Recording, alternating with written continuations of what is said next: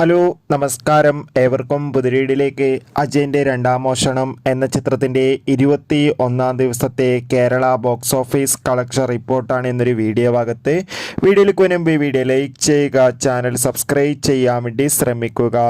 ടൊവിനോ തോമസ്, ബേസിൽ Joseph എന്നൊക്കെ പ്രധാന കഥാപാത്രങ്ങളായ ചിത്രമായിരുന്നു അജയൻ്റെ രണ്ടാം മോഷണം.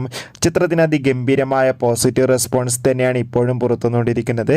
അതുകൊണ്ട് തന്നെ എല്ലാ സിനിമാ പ്രേമികളും ഒരേപോലെ അജയൻ്റെ രണ്ടാം മോഷണം എന്ന ചിത്രത്തിൻ്റെ കളക്ഷൻ റിപ്പോർട്ട് അറിയാൻ വേണ്ടി കാത്തിരിക്കുകയാണ്.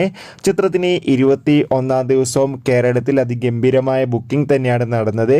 അതുകൊണ്ട് തന്നെ ഇപ്പോൾ കിട്ടുന്ന റിപ്പോർട്ടുകൾ പ്രകാരം അജയൻ്റെ രണ്ടാം മോഷണം എന്ന ചിത്രത്തിന് 21 ദിവസമായ ഇന്നലെ ഗാന്ധി ജയന്തി ദിനത്തിൽ കേരളത്തിൽ നിന്ന് മാത്രം 2 കോടിക്കടുത്ത് കളക്ഷൻ നേടിയെടുക്കാൻ വേണ്ടി സാധിക്കുമെന്നാണ് ട്രാക്കിംഗ് റിപ്പോർട്ടുകൾ സൂചിപ്പിക്കുന്നത്.